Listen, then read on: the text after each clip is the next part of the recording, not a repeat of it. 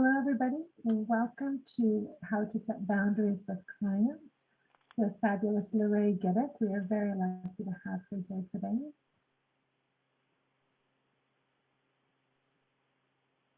Oops, I'm going to go a little bit too fast here.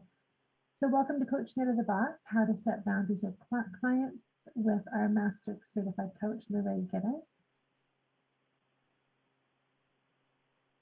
We have an amazing topic for you today, which is something that I'm sure everybody falls into. How to set boundaries. But before we get started, just a couple of housekeeping items. Just notice the Q&A button as questions come up to you during the webinar. Feel free to type them in there. There's also the chat option as well. And Stephanie and I will be keeping an eye on that to point out to Lorraine during the webinar, as well as we'll talk about that afterwards. So now I'd just like to put you through to Lorraine. Lorraine, would you like to pop your camera on and just tell us a little bit more about you? We have some great details there, but just sort of slide into giving us some information about yourself. Okay, I saw that people were asking to turn volume up. Am I clear? Can you hear me clearly, everyone? Just pop a yes into the chat. Yes, okay, great. So my camera is on, Jeanette. So I'm not sure if there's anything else I need to do for you to see me there. I don't believe so, Stephanie. And I will fix my sound while Lorraine is on there, finding out what's wrong. You're good, Lorraine. You can carry on. Okay, great. Okay, so I'm so excited to be asked to be here with you today. A topic that is near and dear to my heart, setting boundaries with clients. If anyone has taken any training with me or knows much about me, setting agreements is a passion of mine, as I personally believe that it is one of the distinguishing factors between coaching and other professional conversations is how we set our agreements. And how we set our agreements very much starts with how we set boundaries and knowing what our boundaries are. So it's a really important topic. And one that over the last 23 years I've worked a lot about in my own personal life, in my business, as a mentor coach, as a leadership coach, and just as a leader within my own business, and actually teaching some of the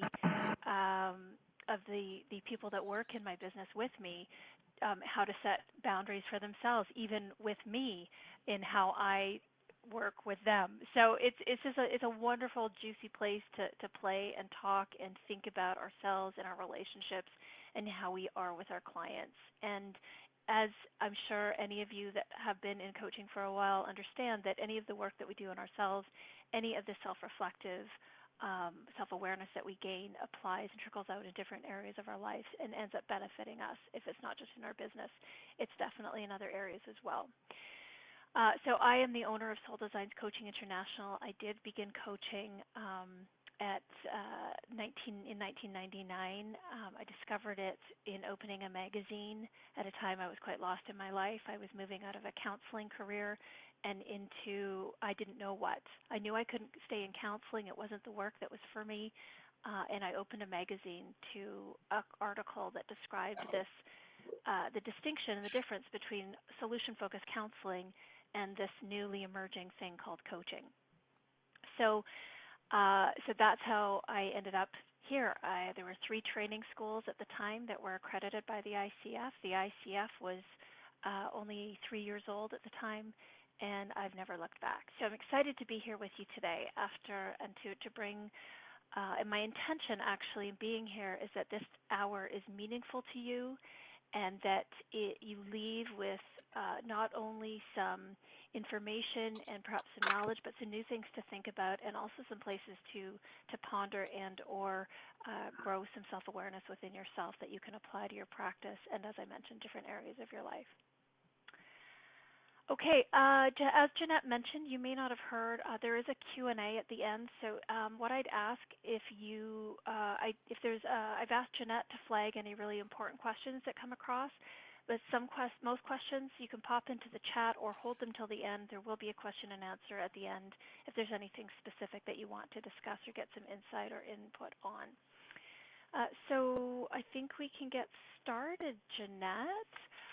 If people feel up to it or if it's meaningful to you, please put your objectives for the session, what you'd hope to gain from the session today in the chat, and also maybe a couple words around how you would know that you've gained that learning or that experience from our session today.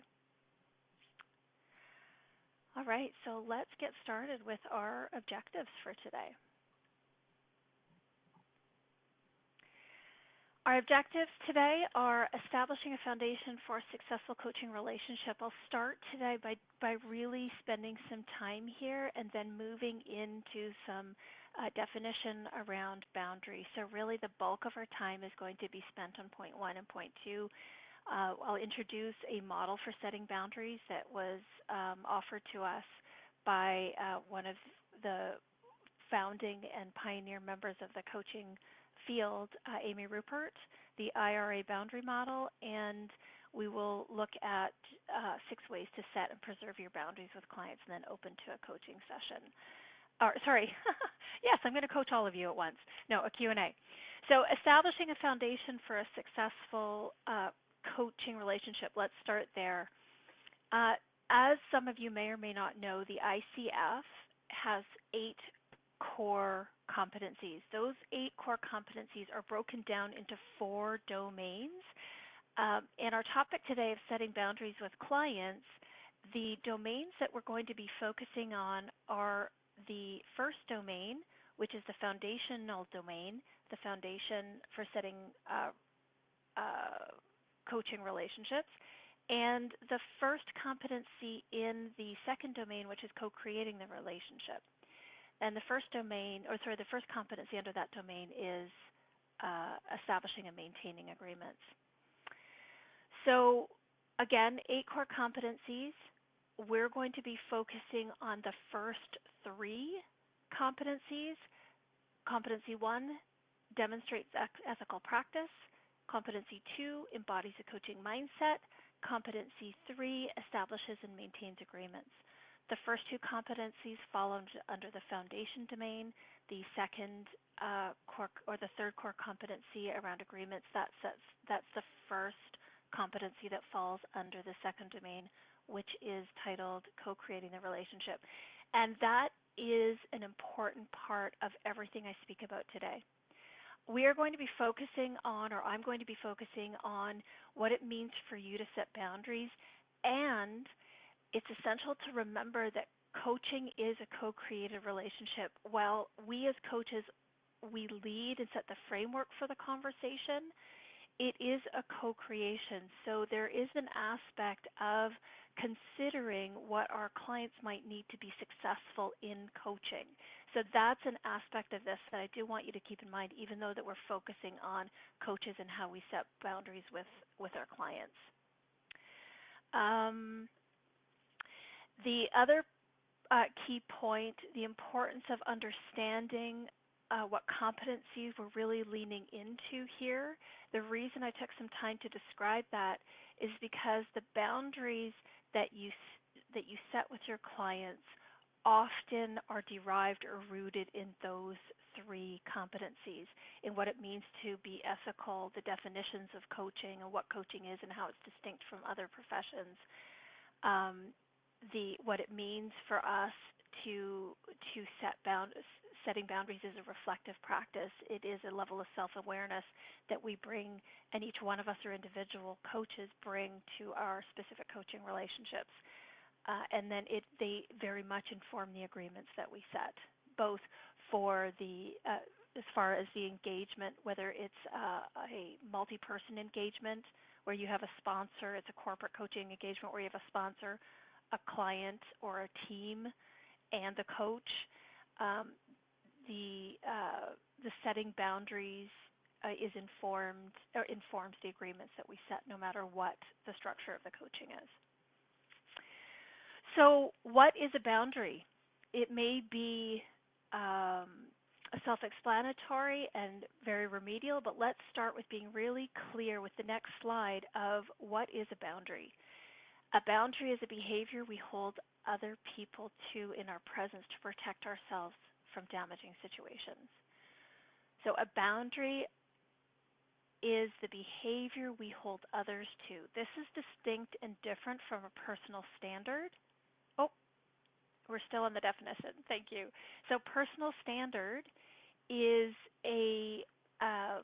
are behaviors we hold ourselves to. So we'll talk about that distinction a little bit more further on. But just to be clear, a boundary are the behaviors we hold others to. They give us the opportunity to create the kind of space that we need to be fully expressed ourselves, to feel like we have enough room to fully embody all of who we are and offer that to our clients. So really important to understand that a boundary are the behaviors that we hold others to protect ourselves from damaging situations, which is where it really is important to be grounded in the ethics of coaching and understand what best practices you will have and put in place with regards to ethics and ensuring that people understand their roles and responsibilities in a coaching relationship.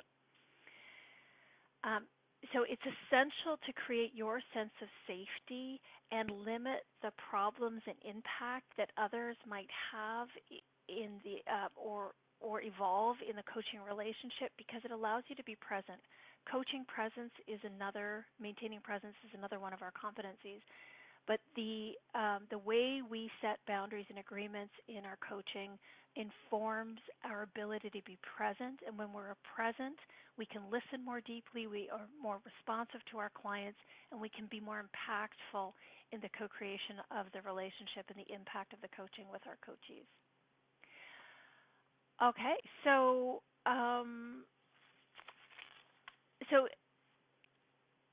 let's go to the next slide and look at how coaching is defined. So I've been talking about coaching being a co-created relationship. And part of how we do that, well, let's just read the definition first. Partnering with clients, customers, colleagues, or employees in a thought-provoking and creative process that inspires them to maximize their personal and professional potential. So in the process of partnering, you can be with your clients in a way that's more present, as I just mentioned. And in being more present, you're able to embody the coaching mindset, which means that you're able to be flexible and agile and responsive in the moment. You're able to behave in ways that instill and cultivate trust and safety.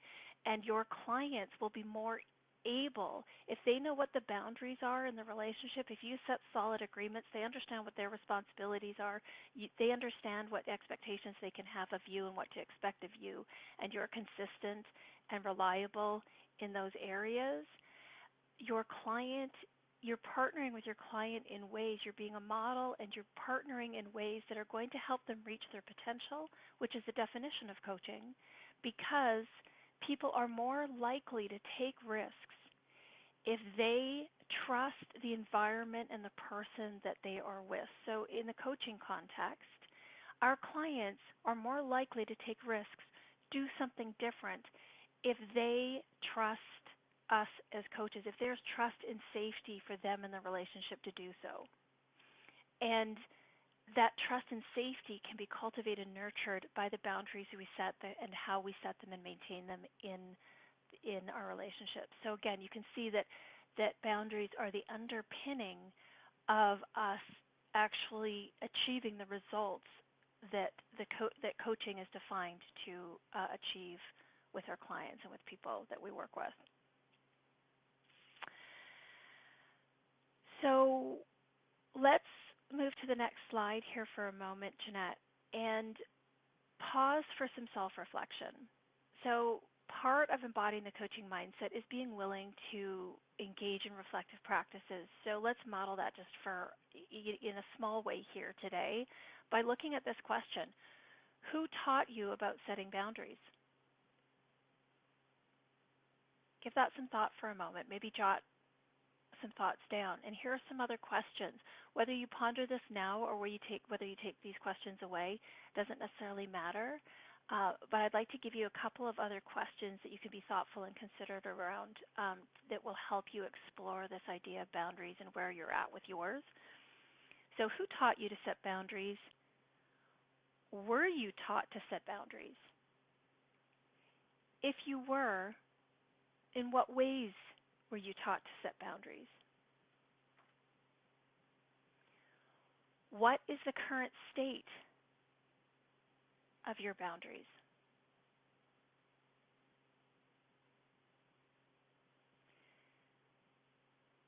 Where do you feel your boundaries are being crossed at this time? Think about an area of your life, whether it's your coaching practice, that's really what we're focusing on today.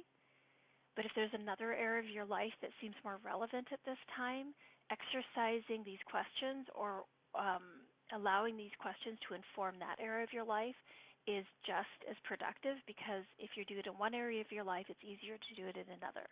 So start where you're at, whatever feels most alive for you as far as these questions go. So where do you feel your boundaries are being crossed at this time? Here's a really important question. How do you know when a boundary is crossed?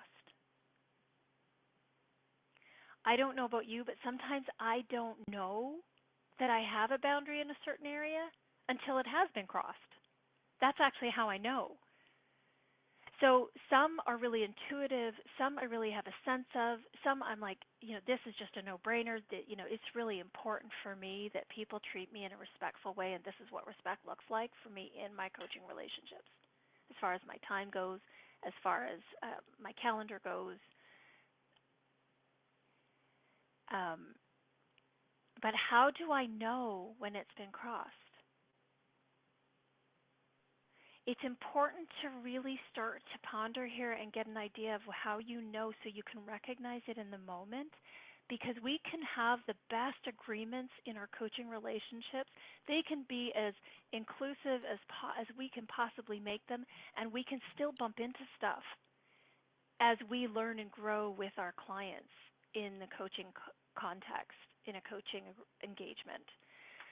So being prepared to recognize when a boundary has been crossed and being able to manage it and deal with it in the moment is important. And again, another important reason why cultivating trust and safety and creating a safe environment and communicate clear boundaries from the beginning, because if you have that foundation of trust and safety, it's so much easier to come in a moment and say, okay, whoa, this just happened. Let's have a conversation about this so we can continue in our relationship in a productive manner. And please feel free, if I cross a boundary with you, Mr. Client or Mrs. Client, please feel free to inform me that boundary's been crossed, and we can talk about it and move on. Lorraine, if I could pop in here, there's a few comments that have come up in the chat here. Yeah. Ashley is agreeing with you, the reactive for sure, not realizing a boundary was there until it was crossed. And then first career as a special education teacher, Tracy. So boundary is very important there, of course. And then even everything from a latchkey kid, from our mothers. So growing up is a lot, as well as careers is what I'm seeing here. Wonderful. Thank you for drawing attention to those key points, and thank you for sharing, everyone. I just saw Martin pop in with, I don't think I was well taught. Martin, I'm with you. Let's do a little exercise here too before we move on. For those of you that are visual and perhaps maybe kinesthetic, and if you have a pen handy, if you don't, that's okay. Maybe you can just visualize this. Draw on your piece of paper. Oh, you can see me. That's right. Let's see, I've got my little cue cards here. You don't necessarily need to draw it if you can see me here. But what I was going to ask you to do is to draw 3 X's on your paper. The X's represent you. You, the fullest expression of who you are at your core, your authentic true self. We all have boundaries. Some are less developed than others. So let me just say that. So this is what it looks like. The orange circle represents the impact of, actually we can stay on that slide. Yeah, we can go back to where we were if that's okay, Jeanette. So this circle here represents, the orange circle represents the world outside, all the things that are outside of our control, our relationships, the things that happen in a day, other people's agendas, et cetera, et cetera, et cetera. So in this one, the outside world, the boundaries are really weak. There's not a lot of space for me to be fully expressed. There's not a lot of room for me to move. There's not a lot of space or safety there. I'm impacted regularly. I'm going to bring my impacted self to my coaching, which is going to impact my ability to be present, which affects a lot of what we do with our clients, because being present is the birthplace of contextual listening. I can hear more and be more responsive to myself and my client when I am more present. When I'm more present and I can listen more contextually, I can ask more inspired questions. More inspired questions are powerful to my client and they evoke awareness. So you can see how this all fits together. So here we go with the visual. If I expand my boundaries and if I have strong, more developed boundaries, there's more space for me to be me. There's more room for me. I'm less impacted by problems, by other people's behaviors, et cetera, et cetera. I own my space. I embody myself to a greater degree without the impact and problems of others. And here we go. This is just like being on a beach in the middle of nowhere with no one else around. This is, I have full expression. I have more than enough room, more than enough space. This is possible for everybody. It takes some time and it takes some work. And perhaps some people can really relate to this. Some people relate more here. Some people are here in some areas of their life and here in others. Do not judge yourself. It's important to assess where you're at. And because when you know where you are, you can begin to grow from there. Okay, so self-reflection, a really great place to begin embodying what it means to set boundaries from a way of being level, from that, not that head heart, but really a full embodiment of what it means to set boundaries and what choices you have in that space. So as far as the co-creating aspect, we'll continue with that on the next slide. And I love this slide, this next slide, because it talks about boundaries teaching people where the door is. So I think that there's an assumption and a fear that I have to give up something if I'm setting a boundary. That actually isn't the case. Walls keep people out. Boundaries teach people where the door is. I just think this is such a brilliant slide. So Stephanie, I really acknowledge you for putting this in here because it really gives permission to set boundaries, and it's really encouraging in a space which can feel difficult, challenging, uncomfortable, and there can be some fear of losing. Boundaries are not meant to create loss. They're meant to create a win-win. It's really about gaining, not losing. So we can also shift our mindset around boundaries in that way as well. So on the point of teaching people how to treat us, I think the next slide is a good one to go to next. It's important to understand that we teach, this is what I wanted to say on the next, and I just recalled it. So when we are in coach training and learning about coaching and learning about boundaries, and a lot of what we do is self-focused and learning how to be with the client,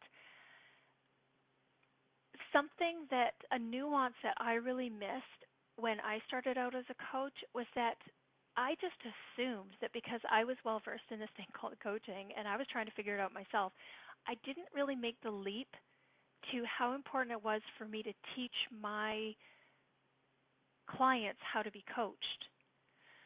So the greater context here for us as coaches is that we are still pioneering this profession. It is still a young field, and not everybody understands what it means to be coached.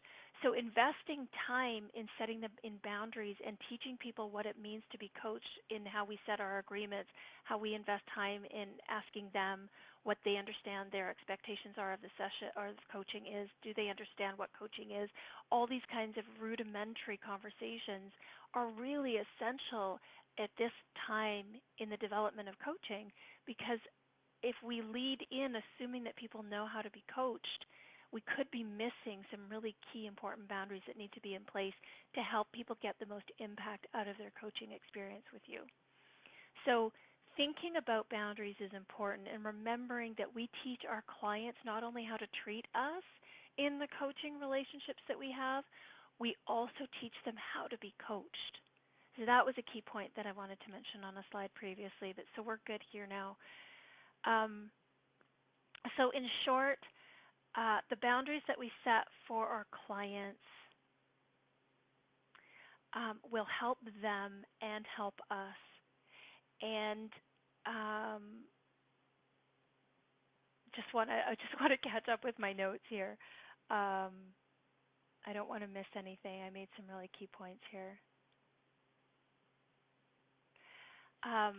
Oh yeah, so yes, I get very passionate about this idea of teaching our clients how to be coached, and this is where we start.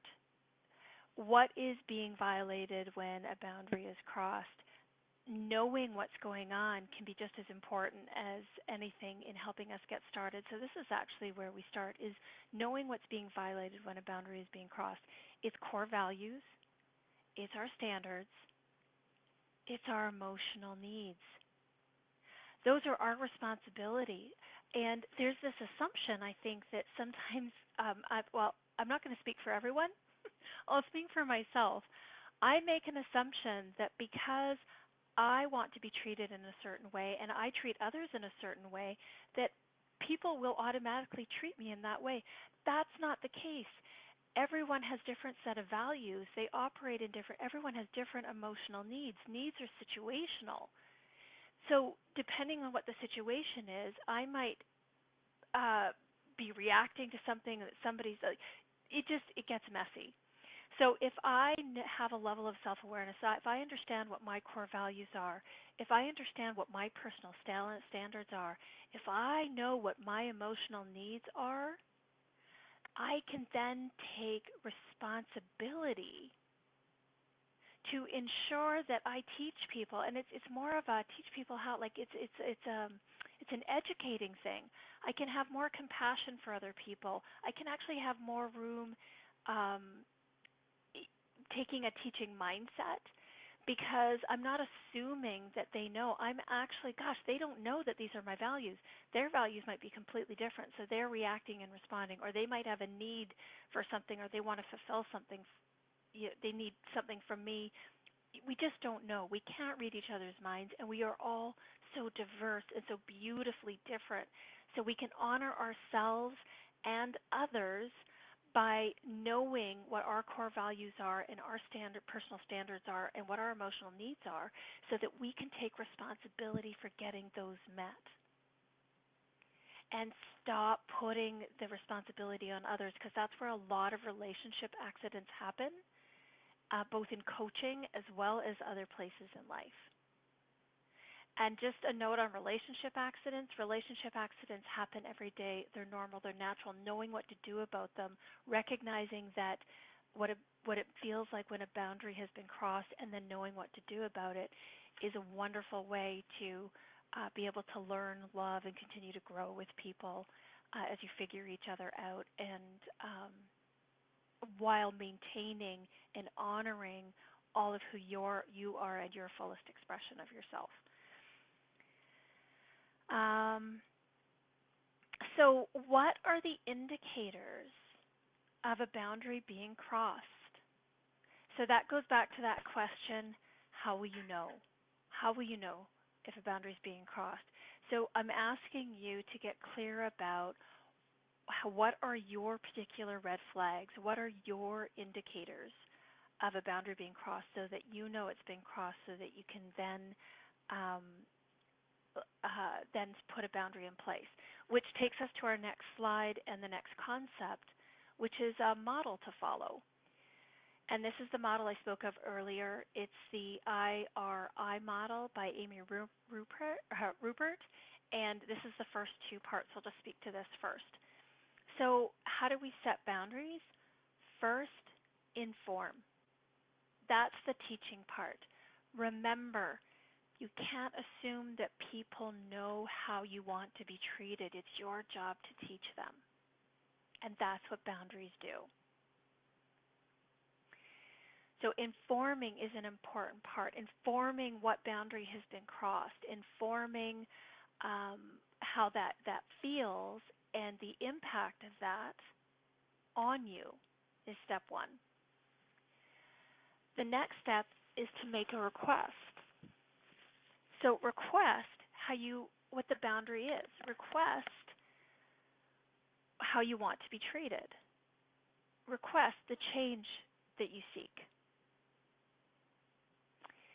The next step, so this is part of the work. Inform and request is the first part of setting a boundary. So that's the actual setting of the boundary. And that, believe it or not, might feel uncomfortable. It's not necessarily where the work comes in. So the work comes in on our next slide, where we add this other piece, which is insist. So my language around insist is maintain. The work for me in setting boundaries is the maintenance of them. Just like anything else, when you set it in place, it needs to be loved and nurtured and maintained. And that's also my job. And that's sometimes harder than setting the boundary. So you think, I've done the work. I've informed them. I clearly communicated. I've made the request. I've made it really clear. They've agreed to my request. And oops, a week later, they're not honoring the boundary. It's then my job to maintain it by reminding them, and sometimes reminding takes a couple of times. Everyone has their own breadth of bandwidth as far as what you can accept. The 6 steps that we're going to go over shortly, we're not quite there yet, are going to help you maybe consider insisting and maintaining, and not give, maybe having something like a 3-strike rule or a 1-strike rule. It depends on what your tolerance is. But the goal here is to tolerate less, to give you more energy and space to be you. So maintaining the boundary is an important and essential aspect of setting them. If you set them and don't maintain them, they won't be respected. And the interesting thing about setting boundaries, the thing I like to, one of the analogies I like to make, because I can imagine in my own mind's eye how incredibly awkward this would be on the dance floor. I do liken a coaching to the metaphor of dancing quite often, and I do refer to a dance metaphor in the blog that I see that Stephanie just shared with you that I wrote about this topic. So if I start out in my coaching relationship, we set a certain number of boundaries, and we've decided that we're doing this dance together, and the dance we're doing is called the cha-cha. So client and I were comfortable doing the cha-cha. Oops, a couple boundaries get missed. I'm like, this isn't working for me anymore. The coachee is offering things into the session which are crossing my boundaries. I need to start doing a waltz. So I start waltzing. The coachee is, even though I've told them, hey, I've informed them, hey, it's time to do a waltz, and my request around shifting to a waltz is this. Are you willing to accept that request, or do we need to negotiate that in some way? Let's have a conversation about it. We settle the informed request part of setting a boundary. Client says, okay, I'm going to do the waltz with you, so we start doing the waltz, but they're still doing the cha-cha because that's what's comfortable for them. You can imagine how awkward that would look. I'm waltzing, trying to waltz with them, and they're doing the cha, still trying to pull me back into the cha-cha. That's kind of like how it is to set boundaries sometimes. That's kind of awkwardness and discomfort, because change doesn't happen in a place called comfortable for people, so nor ourselves. So expect setting boundaries to be uncomfortable, sometimes more uncomfortable than others. Accept that. Know that you're growing. B, understand and have empathy for the fact that it's going to be uncomfortable for others. That doesn't mean override your boundaries because you have empathy for them. It just means have empathy and understand that it might take them a little bit to adjust or shift, but maintaining your boundary will help them make the decision whether they can decide to do the waltz or if they have to go and cha-cha with another coach. So the maintenance of the boundary is actually an empathetic insisting. It's saying, no, this is the way it is now. We are waltzing now because this is what's going to have the greatest impact and for the overall coaching experience, based on what's shown up in the coaching to date. And some people need to test that boundary a little bit. If you hold tight and you maintain, you're teaching them that there's no wiggle room, then they have a choice to make. They can choose to waltz with you, or they can choose to cha-cha with another coach, or do something else. All right. Okay. So let's move now to, are there any questions there, Jeanette, that you think I should stop and address as we shift gears to? Mm-hmm. There is a quick question here from Tracy, just regarding the term relationship accidents. Is that the same as boundary crossed? Yes. Yes, and yes, and I appreciate that question. And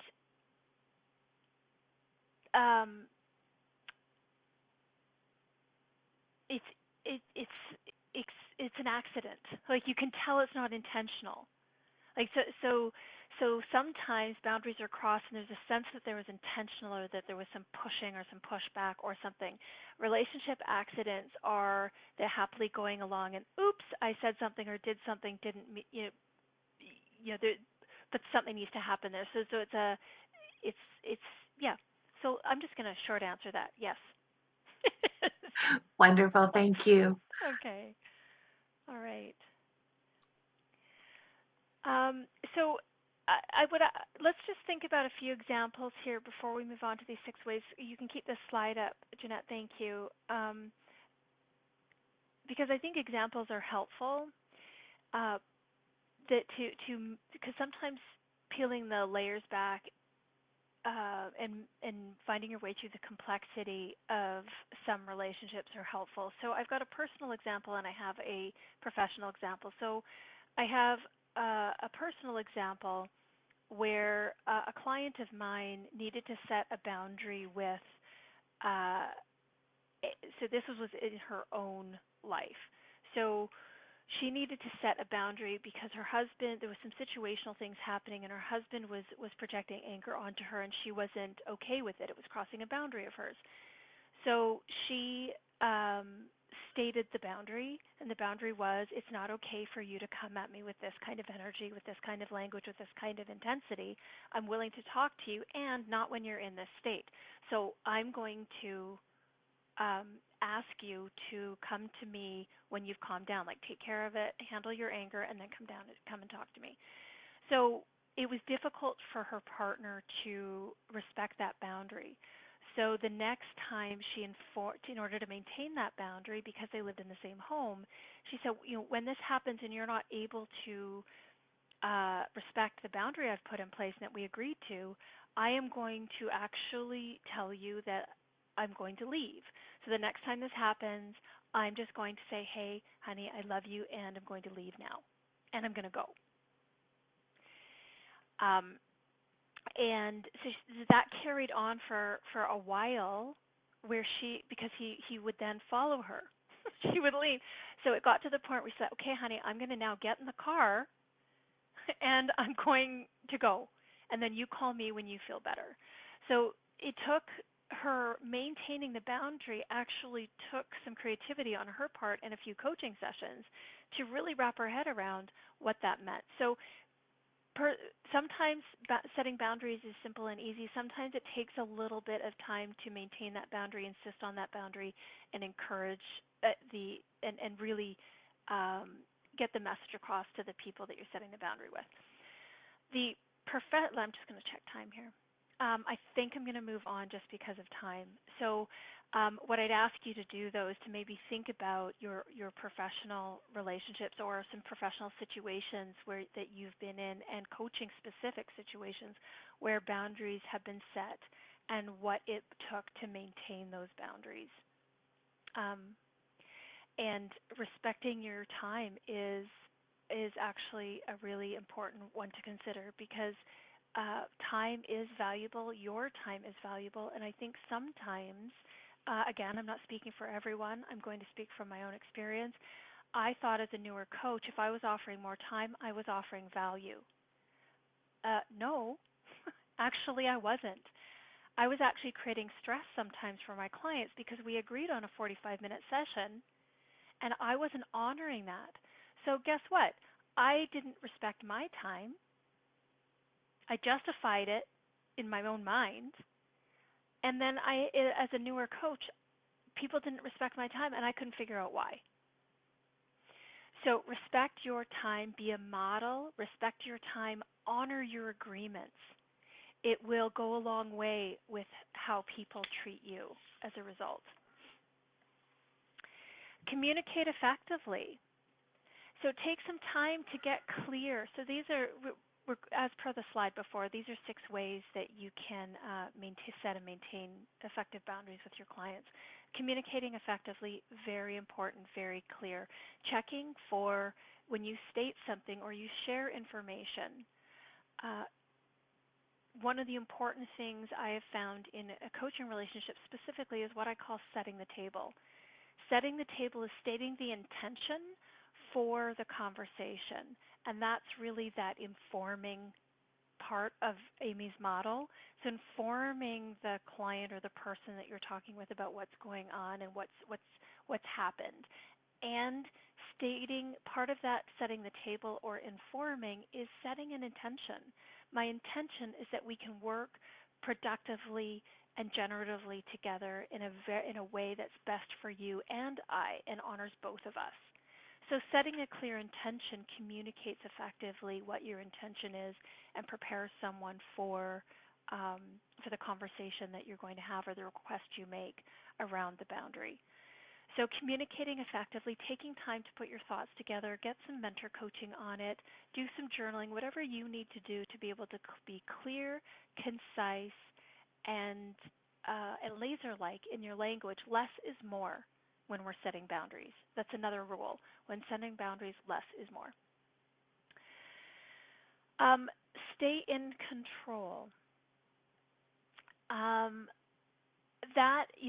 So this is like a powerful image. So I think this is about personal empowerment and control in the sense of maintaining control over your own emotions. Our way of being when we're doing coaching sometimes has more impact than what we do or say. So being calm, bringing a calm, grounded, assured, confident, empowered energy to our conversations around boundary setting, especially if we're setting a boundary within the context of a relationship that's already going, can be really important to the way someone engages or receives the boundary and the information that we're giving them. So this is an old term from the earlier days of coaching. This is from Thomas Leonard, but his language around staying in control was staying charge neutral, which was bringing a neutral energy that is really grounded and calm is an important part. So if you're respecting your own time, communicating effectively, so you're being a model, you're having clear communication, you're bringing a calm, centered, grounded self to any conversation around boundary setting, that sets the stage for you to say no and mean it. I mentioned early, so this is the next slide, Jeanette. I mentioned earlier on that people to have different thresholds of tolerance. Some people decide to tolerate nothing in their coaching business. The benefit to tolerating nothing is that there's more energy available to you and more, again, there's just more space for you. There's less drains on you. So no is a complete sentence. It is your right to not tolerate anything in your coaching practice or in your life for that matter. Danielle Laporte has a fun quote that held a lot of and continues to hold a lot of meaning for me, and that is I'm probably not quoting it exactly now, but everything is in your life because you said yes to it. And that was an interesting place for me to ponder because some of the things I'm like, wait a minute, I didn't say yes to that.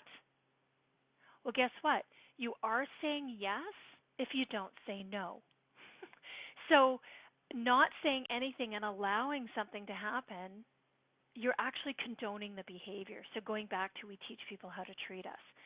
So, saying no and meaning it isn't necessarily a strength, I'm going to say, of mine coming into coaching as a caretaker with a caretaking mindset and way of being, and being having a generous spirit, and also getting some of my own personal needs met by being a good person, being seen in that way, all this stuff wrapped up in me not saying no or condoning things, and then finding that I was having to set boundaries at a later date and things had already gotten messy.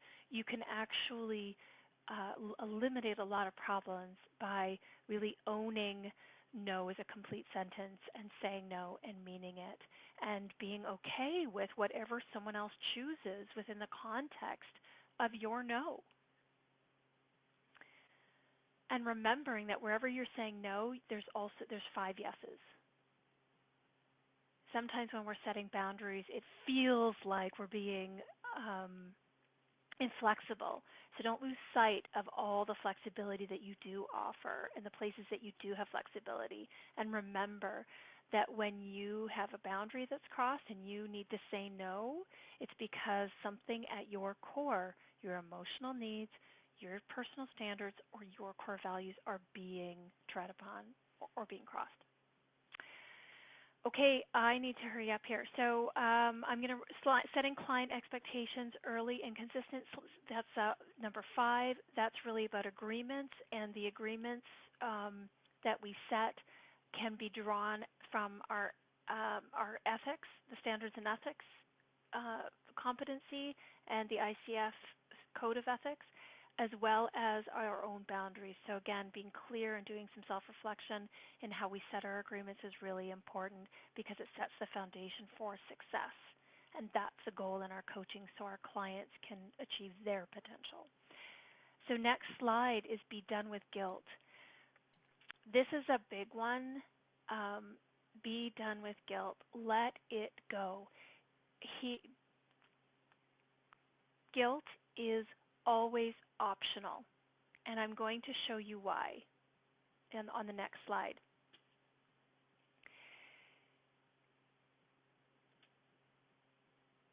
This is I can see, I hope you can read this. I could have done a better drawing.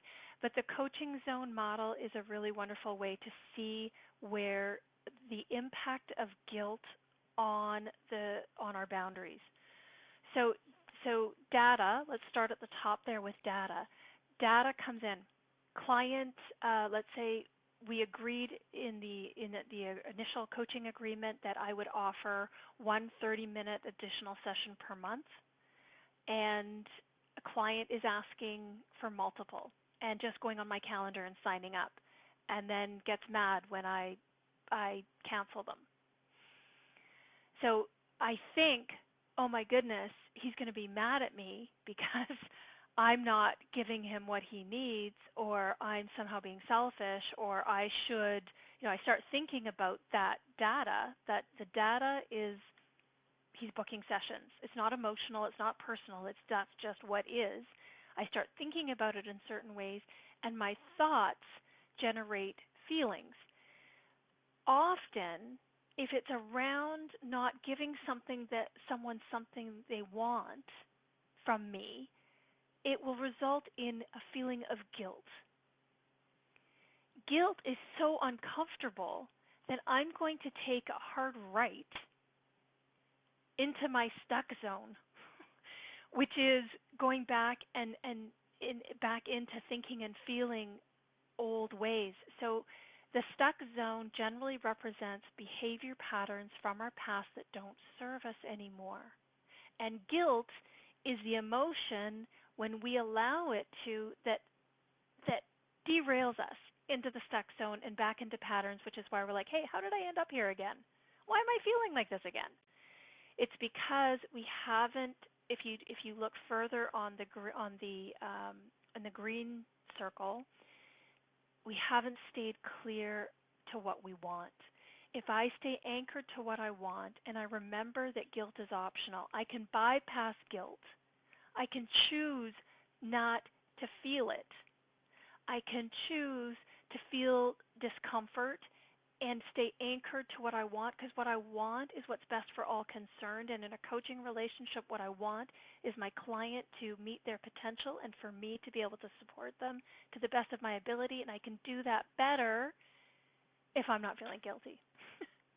So, and then I create a new reality and I act accordingly, and I can stay in that generative green coaching zone versus letting guilt derail me into my stuck patterns.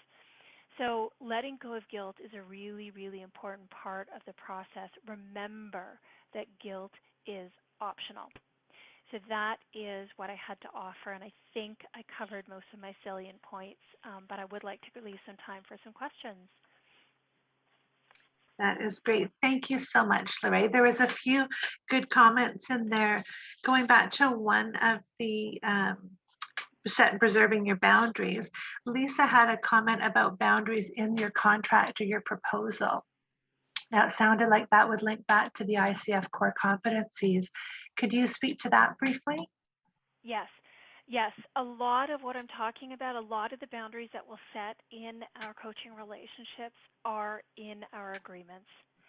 And the concept of teaching our clients how to be coached is an important mindset to bringing to our agreements and the boundaries that our clients might need to know about. And that is, what is coaching and what isn't. So that's how it can show up. So it's helpful to have a conversation in your intake process to really be sure that your clients understand what coaching is and what it isn't. So are they clear? Because that's going to help them show up in the coaching context. You're doing the work. That means you bring a focus to the session. Do you understand what that means? So a lot of what I talk about in my written agreement is based and taken from the Code of Ethics, and I include the definition of coaching and some of the glossary terms from the Code of Ethics around sponsor, if it's a corporate agreement, sponsor, just so that we're on the same page with language. And I take the time to go over that agreement. I don't assume that just because they've signed it, they've read it. I ask, have you any questions? Are you okay with all of this? Do you understand what coaching is and is not? And do we need to clarify any further? It's all because I want, or the desired outcome that we're achieving for us to set a foundation for success. And how your clients respond to you in that intake process is also going to inform some of the boundaries that you might need to put in place with that client to help them get the most out of their training. It's not about being inflexible. It's about helping them find the door to their success in coaching, if you will. I liked your comments too, Lorraine, about knowing your own self as well and knowing what your own boundaries and standards are. That's obviously important to know before you step into that world. But that was interesting to see as well, to recognize and feel that for sure. And I'm just looking through, is there any other questions here for Lorraine? We will have her on after the 1 hour for any questions that have come up there, but just anything there before we move on to a little bit about our programs to wrap up. I'm just looking, seeing it says whoops, sorry, that was me sliding ahead here. We are seeing a lot of thank yous and how helpful that's been for a lot of people, which is amazing. So thank you, Lorraine, for your time there. And we will have Lorraine on at the end for any other questions there, just so that you know. And for anybody that's new to Coaching Out of the Box here, just so that you know, we do have a lot of different industries that we work with. Business, as you can see, healthcare has always been a big one for us, but we're really relevant for any industry. I mean, communication is something that every industry needs. We are all around the world, 38 plus countries, from supervisors up to C-suite executives, union, non-union, as well. And no matter where you are in the funnel, as we call it, wherever you are in your path, whether you're looking to just starting out and just dip your toe in, there's the 5-5-5 coaching skills program.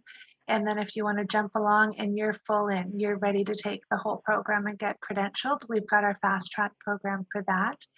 And as you can see, the CCEs as well, if you're in renewal. So this will come out to you as well. The next programs that we have coming up, the fast track program starts again here on Monday, March 7th, and those are the evening classes. And just a side note for everybody too, our prices are increasing on March 1st. So if you're looking at that, set up a call with me. We can chat about it to make sure that you get in when you're ready and when it works for you, but also to make it work for every part of your life there. We also have the Certified Diversity Coach program starting again on April the 5th. We've done a couple of sessions of that, and they have been really impactful for a lot of our students as well as coaches. It's a good thing to have in today's world. So again, click on that link. It'll also be in all the communication that we send out afterwards if you'd like to set up a call or just email us for any information. As has been mentioned in the chat, the slides will come to you, as will the webinar recording, so you have that on file.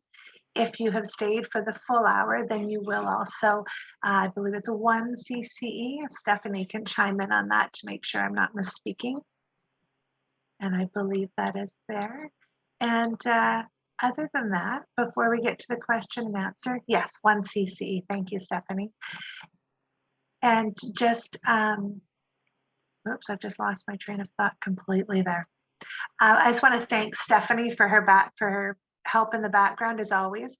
I've been a bit stumbly today due to technical issues, but I know that she's in the background keeping me standing up straight, if you will. So now we do have the chat open here, and we are just coming up. So I'm just going to see there's a few other questions in here, it looks like. Try to not jump the slides again as I go through here. I believe, Jeanette, I appreciate your humanness, because I had some stumbly bits too, and it wasn't due to technical issues. Just humanness itself. Just humanness. Yeah. Excellent. Yeah. Sometimes when you try to be prepared, it can go the wrong way, right? When something hits you at the end here, I had a little struggle. So thank you everyone for understanding. That's amazing. And let me just see. So Rita is just asking which program will fill the ICF ACC track prep. So if you're looking, Rita, for your full courses from start to finish, that is the fast track program. And the next evening class session starts March 7th, and then another session starts on May the 3rd, and those are daytime classes, and that is daytime Pacific Standard Time. So I can send you some communication on that. Thank you. See, Stephanie is just, she's got my back, I'm telling you. And yes, Rita, that includes 10 hours of mentor coaching. I can send you that information as well. I think we've communicated, so I've got you on some email there as well. And final thoughts, Lorraine, to share with everybody? Oh my gosh, so many. I just, anyone who is working in this field or who is looking to step into this field, I just applaud you. The world needs your expression of coaching. We are all unique. We all have, like we said, a different set of core values, standards, needs, a different soul design, if you will, that will allow you to, that will have a positive, incredible trickle-out effect in this world doing this work. So if you feel called to it, I encourage you to follow whatever sense you have towards becoming a coach or utilizing the skills in whatever profession you already exist in. It's just I see coaching skills as relationship skills, and they're helpful no matter where you go. And I just find that in today's world, it's just a place that allows for so much possibility and innovation and hope. I love that. And it's so much about the communication and about knowing our own boundaries. For me, it's respecting my own time and not trying to do too much for the other person. Like you had said, you may think that that's a good thing, but it's creating stress on someone else, and learning when to say no so that you're saying yes to yourself. I really love those points. Yeah, and whether we're doing leadership coaching, business team coaching, individual coaching, health coaching, like there's I mean it's beautiful. There's so many different, so much rich opportunity in different areas to focus. Whatever type of coaching you're doing, um, it is a self-love journey. We can't do it without bringing ourselves to a different level of awareness and way of being and in relationship to ourselves. So it's a real benefit to ourselves and to others simultaneously, which again is that unique co-creative aspect of coaching, which is so special. Well, speaking of not necessarily self-love, but a lot of in the chat here, there's a lot of congratulations going on to fellow students, past students between each other there, which I love seeing that connection that everyone's applauding each other for their Yeah. accomplishments, which is amazing to see. Yep, beautiful. Wonderful. Well, I'm going to stop the recording here.